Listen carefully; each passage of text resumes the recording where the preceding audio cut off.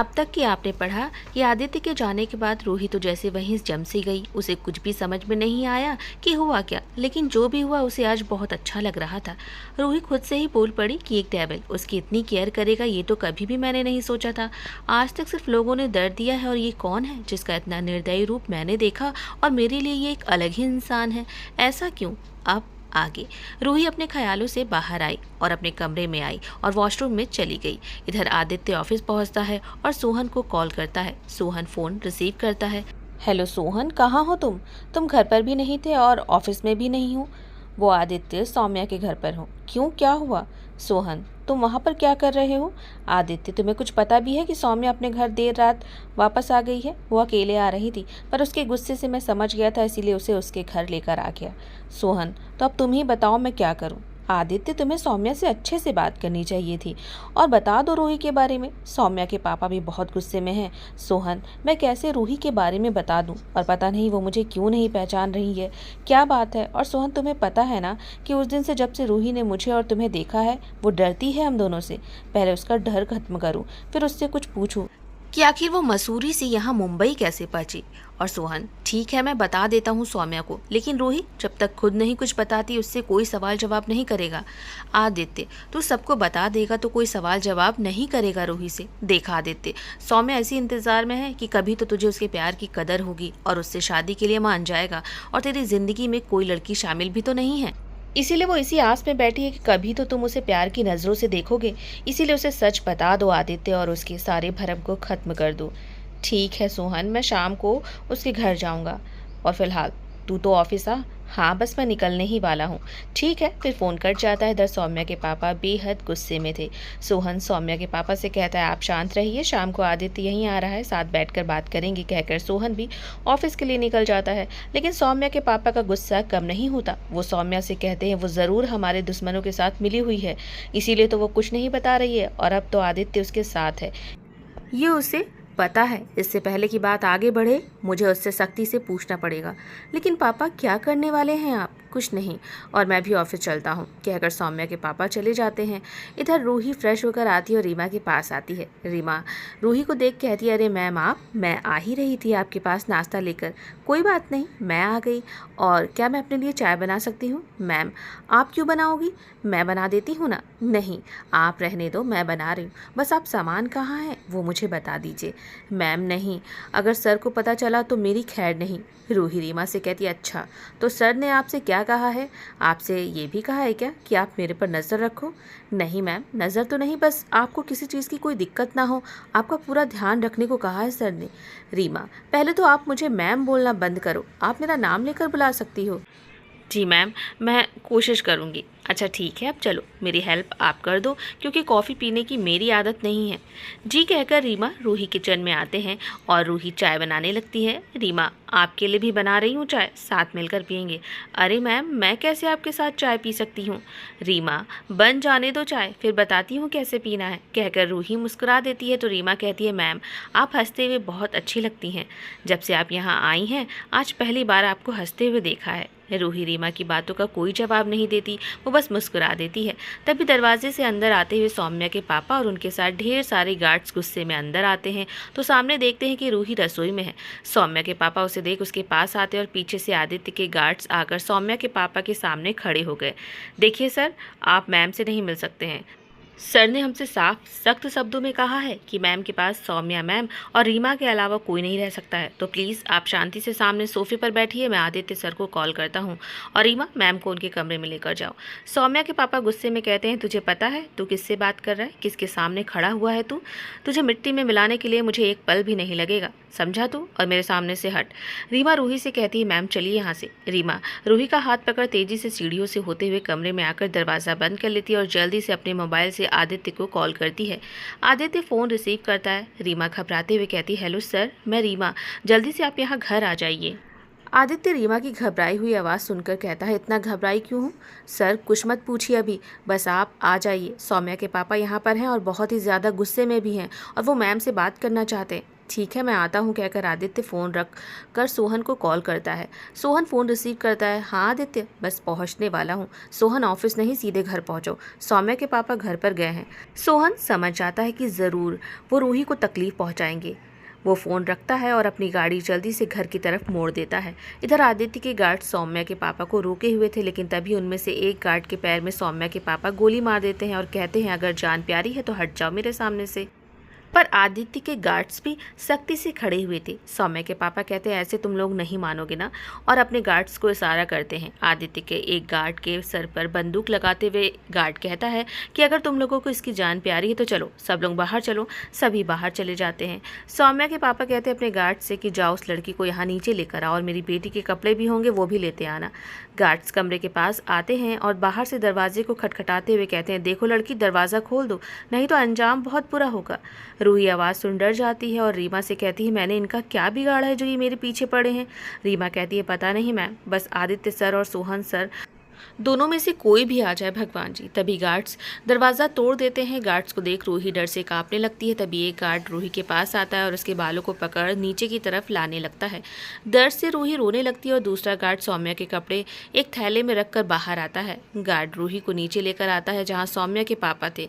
सौम्या के पापा रूही के पास आते हैं और गुस्से से रूही का चेहरा ज़बरदस्ती पकड़ते हुए गुर्रा कर कहते हैं तुम्हारी इतनी हिम्मत कि तुमने मेरी बेटी का दिल दुखाया। उसके कपड़े क्या पहन लिए तुमने, तो उसकी जगह लेने की सोच ली। सौम्या के पापा की पकड़ और ज़्यादा सख्त हो गई। उसकी उंगलियों के निशान छप गए। दर्द से रूही की आंखों से आंसू निकल रहे थे। फिर उसने उसका गला पकड़ लिया, मानो जैसे सौम्या के पापा रूही को आज मार ही देंगे। रूही का दम घुटने लगा, वो छटपटाने लगी। तभी सौम्या के पापा ने उसका गला छोड़ दिया और कहा कौन हो तुम, यहाँ किस मकसद से आई हो। रूही कहती है मैं यहाँ किसी भी मकसद से नहीं आई हूँ। तभी सौम्या के पापा ज़ोर से उसके गाल पर तमाचा मारते हुए कहते हैं तो तुम्हें आदित्य के ही गाड़ी मिली टकराने के लिए, तुम्हारे इस मासूम चेहरे के जाल में मैं फंसने वाला नहीं हूँ। चुपचाप सब सच सच बताओ, वरना ये मेरे आदमी तुम्हारा वो हाल करेंगे कि तुम्हारी रूह भी कांप जाएगी। रूही कहती है ठीक है मैं यहाँ से चली जाऊँगी, प्लीज़ मुझे जाने दीजिए। सौम्या के पापा कहते हैं ये ऐसे नहीं मानेगी, चलो इसे मेरे घर लेकर चलो, इससे पहले आदित्य को कुछ पता चला इसे इस दुनिया से भेजना होगा। कहकर सौम्या के पापा बाहर की तरफ जाने लगते हैं और गार्ड रूही के सामने आया और उसकी कलाई पकड़ ली और घसीटता हुआ बाहर लेकर आया। तभी सोहन की कार आती है। उस आदमी को रूही का हाथ पकड़े हुए देख सोहन बौखला जाता है और गुस्से से गाड़ी से उतरता है। उसकी गुस्से भरी आंखें देख वो गार्ड रूही का हाथ छोड़ देता है और सोहन पास आते ही उस आदमी को मारने लगता है।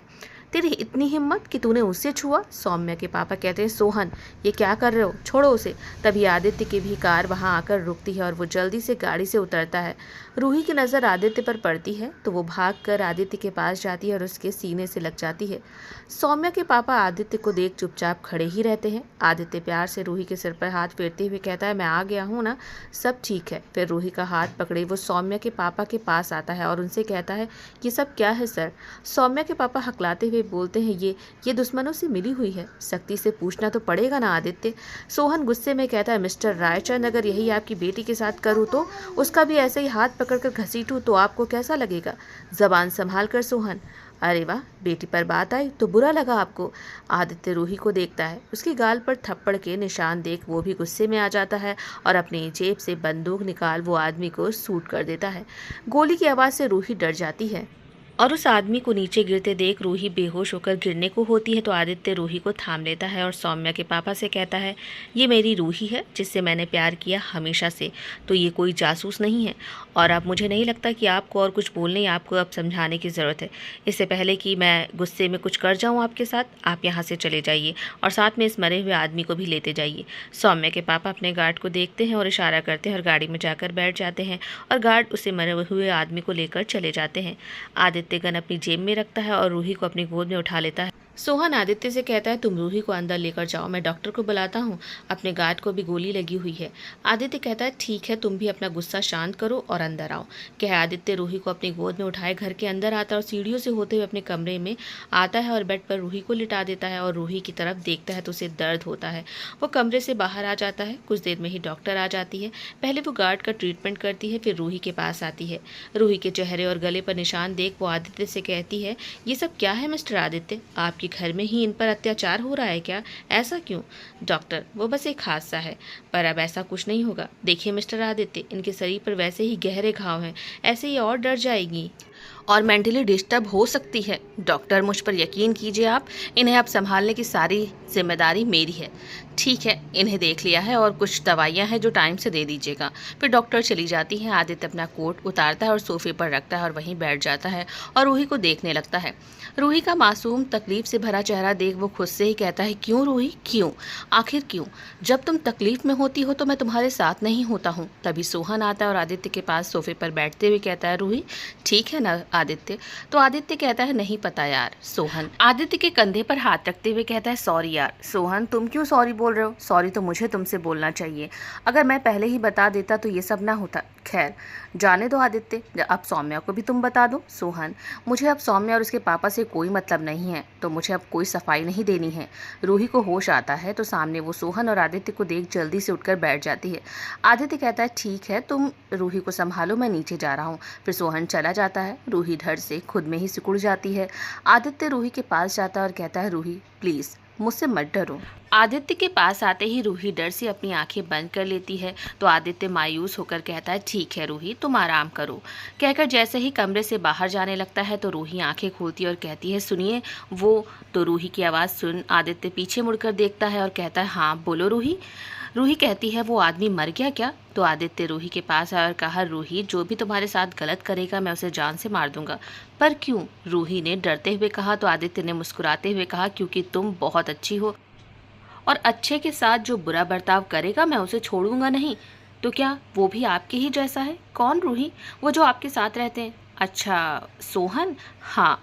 अरे वो मेरा बेस्ट फ्रेंड है और बेस्ट फ्रेंड तो हमेशा साथ देते हैं और समझते भी हैं। हाँ आप सही कह रहे, मेरी नेहा भी ऐसे ही है। नेहा कौन? वो मेरी बेस्ट फ्रेंड है। तो अब कहाँ है वो? फिर रूही चुप होकर सिर को झुका लेती है। तो आदित्य कहता है, रूही जब तुम्हारा बात करने का मन हो और बताना हो तब बता देना। फिलहाल अगर तुम्हें ऐतराज़ ना हो तो चलो नीचे चलते हैं, साथ में बैठकर आज खाना खाते हैं। रूही हाँ में सिर हिला देती है। तो आदित्य को अच्छा लगता है।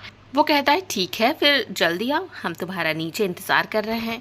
कहकर आदित्य कमरे से बाहर चला गया। रूही फिर नज़र उठाकर चारों तरफ देखती है तो कमरा बहुत ही सुंदर था और बड़ा भी था। सामने एक बड़ा सा सोफा और खूबसूरत सी बालकनी और जिस पर बैठी थी वो बेड भी पड़ा था।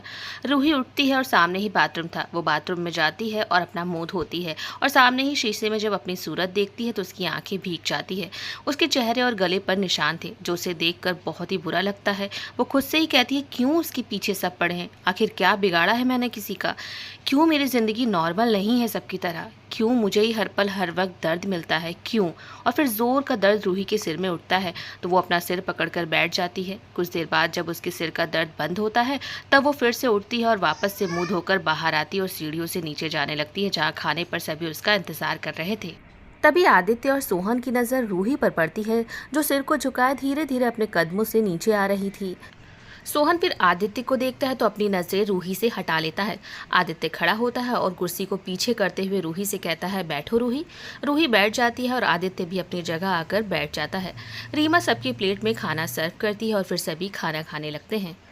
तभी आदित्य की नज़र रूही के कोने पर जाती है। उसका सूट हल्का सा फटा हुआ था। फिर चुपचाप आदित्य खाना खाने लगता है। खाने के बाद रूही उठकर ऊपर की तरफ जाती है तो आदित्य भी उसके पीछे जाता है। रूही अपने कमरे के पास रुकती है तो आदित्य कहता है, रूही ये दरवाज़ा कल सही हो जाएगा तो तुम मेरे कमरे में ही रहोगी, चलो वहाँ आराम करो। रूही कहती है, और आप कहाँ रहेंगे? रूही, मैं भी तुम्हारे साथ रहूँगा। रूही घबराते हुए कहती है, क्या? घबराओ मत रूही, बस जब तक दाई माँ नहीं आ जाती तुम मेरे कमरे में ही रहोगी। अगर अकेले रहोगी तो शायद तुम्हें डर लगे। न जाने क्यों रूही का दिल आदित्य के कमरे में रुकने से मना ही नहीं कर रहा था। रूही फिर आदित्य के कमरे में आ जाती है और अपनी दवाइयाँ खाती है। आदित्य कहता है, किसी चीज़ की भी ज़रूरत हो तो तुम रीमा से कह देना। रूही बोली, पर आप कहाँ जा रहे हैं? ऑफिस जा रहे हैं क्या? नहीं रूही, नीचे हॉल में जा रहा हूँ। ठीक है, और आप ऑफिस मत जाइएगा। आदित्य मुस्कुराकर हाँ में सिर हिलाता है और फिर चला जाता है वहाँ से।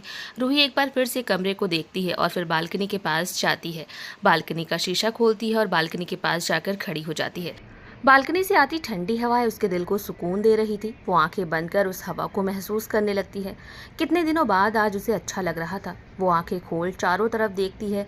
बाहर बड़ा सा गार्डन था, रंग बिरंगे फूल खिले हुए थे और एक प्यारा सा झूला था और एक साइड कोने में स्विमिंग पूल बना हुआ था। और थोड़ा नजर उठाकर घर से बाहर की ओर देखती है तो चारों तरफ पेड़ ही पेड़ थे। रूही खुद से ही कहती है, लगता है आसपास कोई भी घर नहीं है।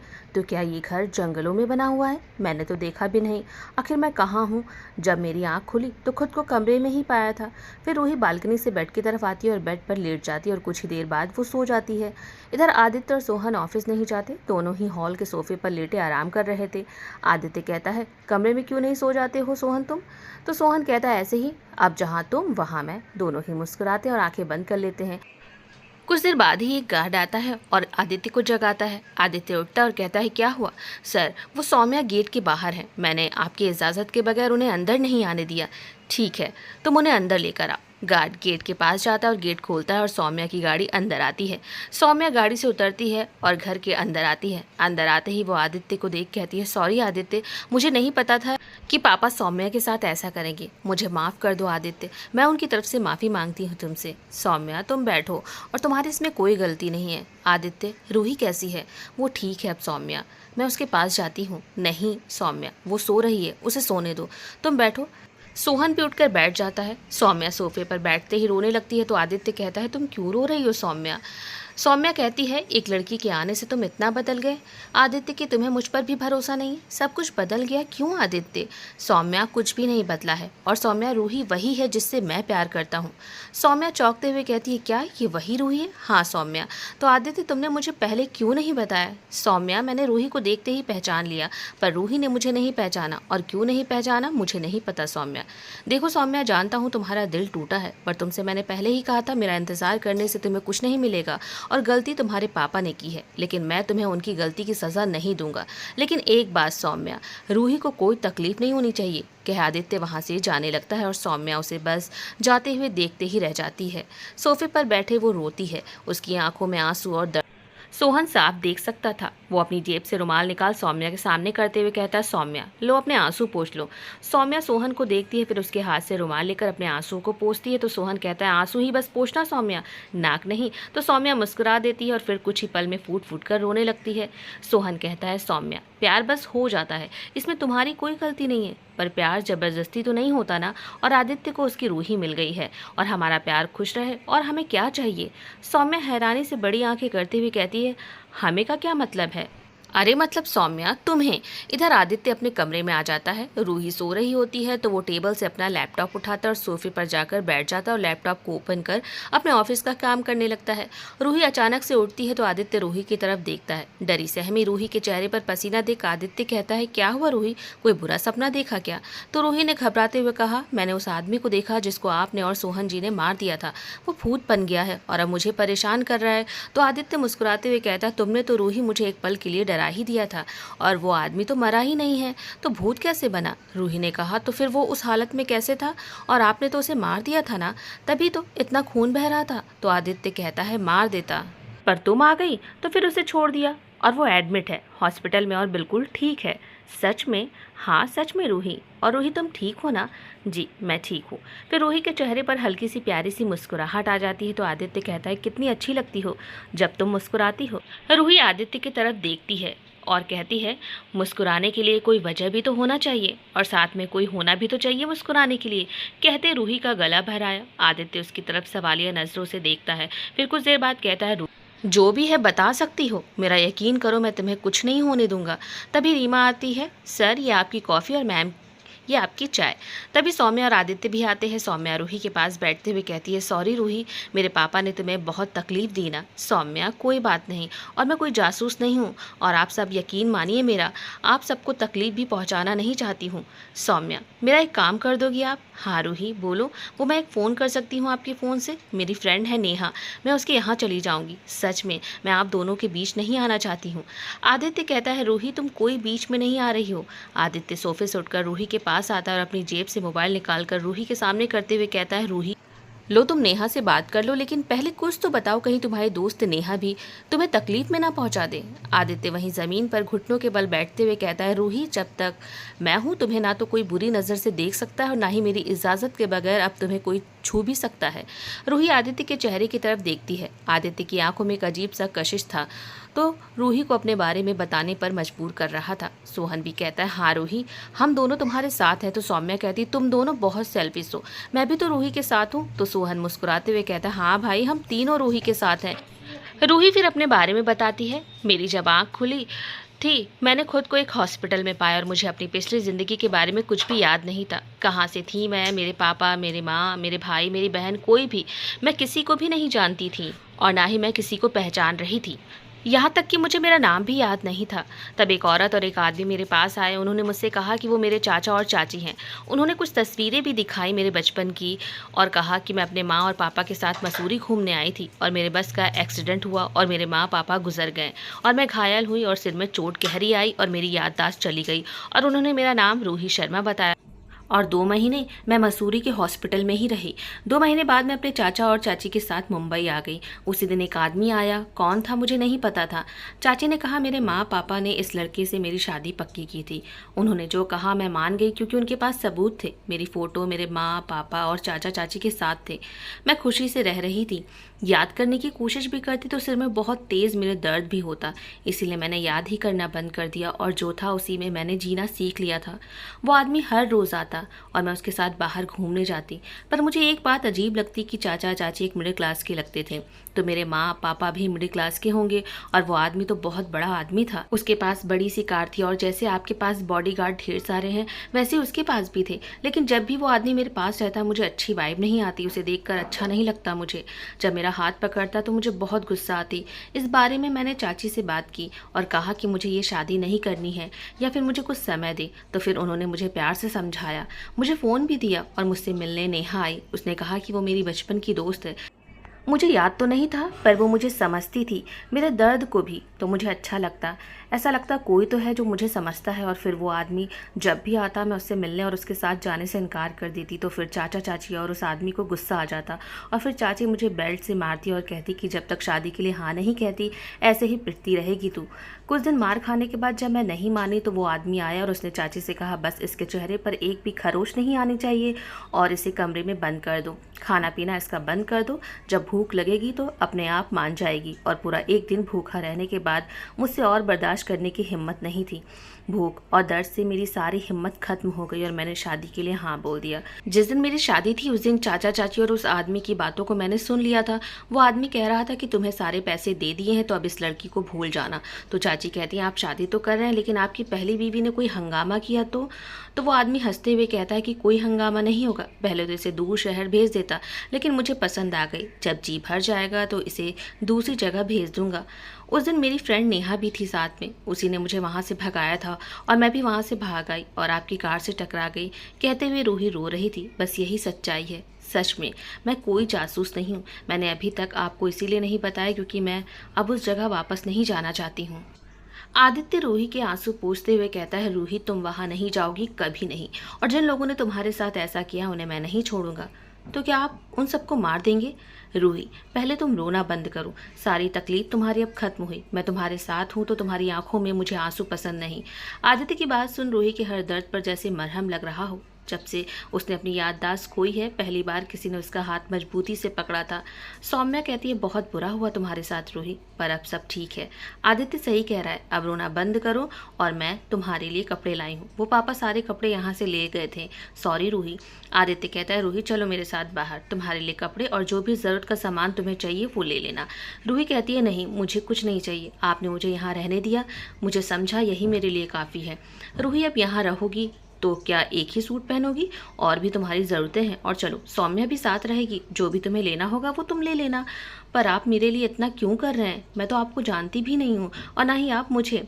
आदित्य कहता है, रूही अब हम सब एक दूसरे के दोस्त हैं, हमारे बीच अब दोस्ती का रिश्ता है तो उस नाते अपने दोस्त की हर ज़रूरत का ख्याल रखना एक दोस्त का फ़र्ज तो बनता है। ये सुन रूही मुस्कुरा देती है और वहीं सौम्या को बुरा लगता है, पर उसने कुछ भी नहीं कहा। सोहन सौम्या का उदास चेहरा देख परेशान होता है। सोहन, सौम्या, रूही, आदित्य कुछ देर में बाहर आते और गाड़ी में बैठ जाते और गाड़ी चल देती है। कार सोहन ड्राइव कर रहा था और आदित्य सोहन के बगल वाली सीट में बैठा हुआ था और सौम्या और रूही पीछे की सीट पर बैठे हुए थे। आदित्य मिरर से बीच बीच में रूही को देख रहा था, जो सर को झुकाए चुपचाप बैठी हुई थी। और कुछ देर बाद गाड़ी मॉल के पास रुकती है। सभी गाड़ी से उतरते हैं। रूही जैसे ही मॉल के अंदर आती है वो अपने कपड़ों पर नजर डालती है और अपनी चुन्नी से हाथ के पास फटे हुए कपड़े को छुपाने लगती है और आदित्य उसे ऐसा करते देख रहा था।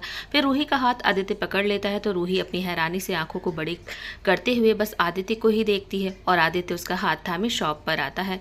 सौम्या को बहुत दुख होता है, पर आदित्य खुश था तो सौम्या भी चुप थी उसकी खुशी से। आदित्य सौम्या से कहता, सौम्या तुम एक लड़की हो तो अच्छे से जानती होगी कि रूही को क्या चाहिए, तुम उसकी शॉपिंग में मदद कर देना। कहकर आदित्य सोहन के साथ दूसरी शॉप पर आया और जो भी आदित्य को पसंद आता वो रूही के लिए ले लेता है। आदित्य को एक वाइट कलर का प्यारा सा सूट पसंद आता है, वो उसे लेता है और रूही के पास आता है और रूही से कहता है, जाओ इसे पहन कर आओ। तो रूही सौम्या के साथ ट्रायल रूम जाती है और सूट पहनकर वापस आदित्य के पास आती है। तो आदित्य कहता है, सही है ना ये? तो रूही हाँ में सिर हिला देती है। तो आदित्य कहता है, ये पहने रहो। और फिर शॉपिंग खत्म होने के बाद बाहर ही सब डिनर करते हैं और वापस सौम्या को उसके घर छोड़ अपने घर आ जाते हैं। सोहन अपने कमरे में चला जाता है और आदित्य और रूही कमरे में आते हैं और शॉपिंग किए हुए सारे कपड़ों के थैले स्टाफ आदित्य के कमरे में रखकर चले जाते हैं। इतने ढेर सारे कपड़े देख रूही कहती है, मैंने तो सब ले लिया था, फिर ये सब क्यों लिया आपने? तो आदित्य कहता है, रूही कोई सवाल नहीं, बस तुम खुश रहो। फिर आदित्य सोफे पर जाकर लेट जाता है। रूही भी आकर बेड पर लेट जाती है और सोचने लगती है कि आदित्य उसके लिए ये सब क्यों कर रहे हैं। सौम्या की आंखों में आदित्य के लिए प्यार मैंने देखा है, आज दोनों के बीच दूरियां आ गई हैं मेरी वजह से। इन्हीं सब सवालों में उलझी रूही को नींद नहीं आ रही थी। वो बेड से उठती है और आदित्य को देखती है जो अब सो चुका था।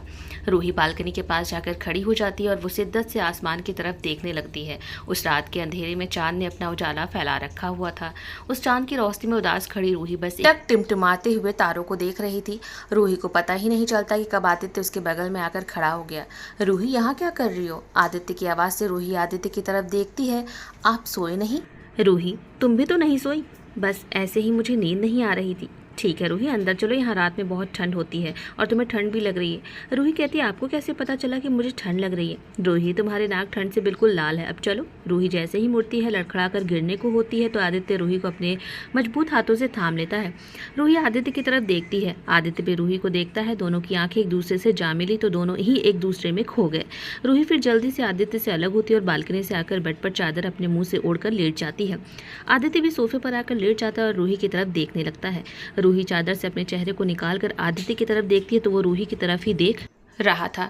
रूही कहती है, वो लाइट बंद कर दो, मुझे अंधेरे में ही नींद आती है। आदित्य मुस्कुराता है और उठकर लाइट बंद कर वापस से सोफे पर आकर लेट जाता है। उधर रूही की सांसें तेज चल रही थी, उसका दिल बहुत जोरों से धड़क रहा था। रूही खुद से ही कहती है, ये कैसा एहसास है जो डेविल की आंखों में देखते ही उसके दिल की धड़कनें बढ़ गई। अभी तक ऐसा कभी नहीं हुआ। जिससे इतना डरती हूँ आज उसके इतने करीब होने से मुझे अच्छा क्यों लग रहा था। उसने अपनी बढ़ती हुई धड़कनों को काबू में किया और अपनी आंखें बंद कर ली। और आदित्य का भी हाल ऐसा ही कुछ था। इतने सालों बाद आज अपने प्यार को उसने अपनी बाहों में लिया था। रूही का भी अब डर खत्म हो रहा था। वो आदित्य से अब बातें करने लगी थी। आज आदित्य बहुत खुश था।